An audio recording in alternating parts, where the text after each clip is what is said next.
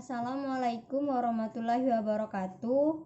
Saya Rosyani Firdausyah, 19180048. Baiklah, materi kali ini adalah administrasi pendidik dan tenaga kependidikan. Tenaga pendidik memiliki arti yaitu tenaga yang mempunyai kualifikasi sebagai guru atau sebagai dosen, sebagai konselor, pamong belajar, atau juga widya iswara, sebagai tutor, instruktur, fasilitator, dan sebutan lainnya, yaitu yang sesuai dengan kekhususan mereka masing-masing, serta berpartisipasi dalam penyelenggaraan pendidikan secara langsung. Baiklah, kita masuk ke materi selanjutnya, yaitu proses administrasi pendidik dan tenaga kependidikan.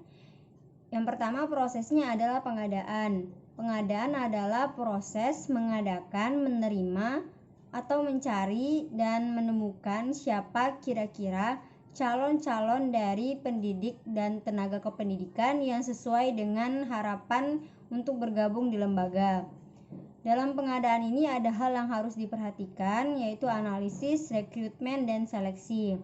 Analisis yaitu atau ramalan kebutuhan tenaga kerja. Jadi yaitu proses penerimaan dari semester ke semester atau dari tahun ke tahun ditentukan berdasarkan analisis kebutuhan terlebih dahulu. Yang kedua itu ada rekrutmen. Jika sudah dianalisis, maka lakukan penerimaan. Ada analisis syarat yang dibuat dan ada perbincangan dengan tim.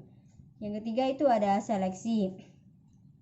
Dalam rangka menemukan yang terbaik di antara yang paling baik. Jadi bukan memilih berdasarkan akumulasi pikiran, yaitu seleksi yang ditentukan sesuai dengan standar yang ditetapkan dan itu diberikan atau dipilih berdasarkan siapa yang paling memenuhi syarat, yaitu diprioritaskan sesuai dengan urutan yang terbaik, dan yang terbaik inilah yang harusnya diterima. Proses yang kedua adalah penempatan, yaitu melakukan penempatan. Kok gelap kali sih?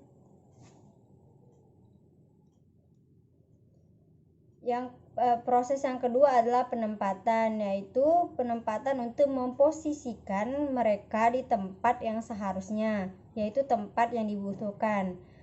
Proses menempatkan orang-orang yang diterima di tempat yang memang benar dibutuhkan sesuai dengan latar belakang, sesuai dengan kebutuhan, sesuai dengan jabatan untuk didelegasikan tugas-tugas yang memang seharusnya jadi bagian dari keahlian skill mereka.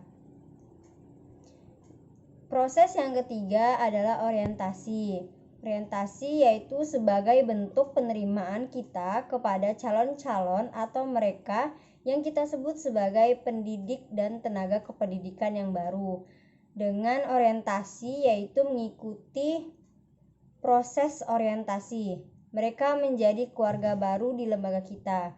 Karena untuk sampai ke tahap tujuan, siapapun manusianya harus mempunyai orientasi yang sama. Materi selanjutnya yaitu hak yang didapat sebagai pendidik dan tenaga kependidikan. Yang pertama itu yang kita dapat adalah gaji. Gaji yaitu pengeluaran bentuk kompensasi yang harus dibayarkan kepada seseorang atau kepada pegawai atau pendidik atau tenaga kependidikan, yaitu berupa gaji pokok ditambah dengan berbagai macam jenis tunjangan yang sah dan berhak diterima oleh penerima gaji berdasarkan peraturan perundang-undangan yang ada yang berlaku. Untuk PNS, gaji dihitung tetap, sifatnya bulanan, sedangkan tenaga honorer, gajinya atau honornya dihitung sesuai jumlah kinerjanya. Hak yang kedua yang didapat adalah tunjangan, yaitu dalam Undang-Undang Nomor 13 Tahun 2003 Pasal 94.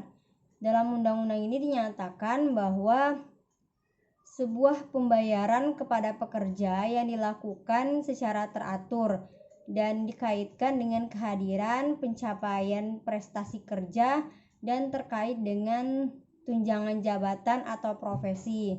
Dan juga ada kaitannya dengan tunjangan daerah terpencil dan lain-lain sebagainya. Ya, tunjangan yang tidak tetap yaitu pembayaran yang diberikan tidak ada kaitannya secara langsung dengan kehadiran, pencapaian suatu prestasi kerja atau yang lainnya. Hak yang ketiga yaitu adalah penghargaan. Penghargaan adalah sesuatu yang menarik seseorang untuk mau bergabung, mau melakukan, mau menjaga pekerjaan agar tetap datang tepat waktu, memotivasi mereka agar melakukan pekerjaan sebaik mungkin. Selain dari 3 hak itu, ada lagi hak lain yang bisa didapat, yaitu cuti pendidik dan tenaga kependidikan. Dalam Undang-Undang Nomor 13 Tahun 2003, Pasal 79 Ayat 2, di sini dijelaskan bahwa seorang pendidik dan tenaga kependidikan punya hak cuti tahunan, yaitu selama sekurang-kurangnya 12 hari. Sedangkan untuk perempuan yang ingin melahirkan akan mendapatkan cuti 1 bulan sebelum dan 2 bulan sesudah melahirkan.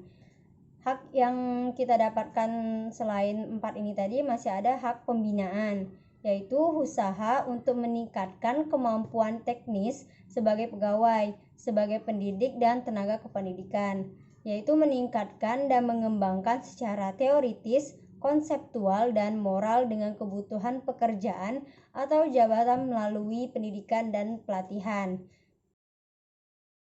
Setelah dilakukannya semua proses-proses tersebut, maka akan harus dilakukan evaluasi. Evaluasi sendiri yaitu dalam rangka untuk melihat sejauh mana pelaksanaan, kapabilitas, kualitas, dan segala sesuatu yang terkait dengan pendidik dan tenaga kependidikan tersebut. Yaitu apakah sudah berjalan sesuai dengan harapan yang diinginkan, sehingga tidak ada saling merugikan atau tidak ada yang dirugikan.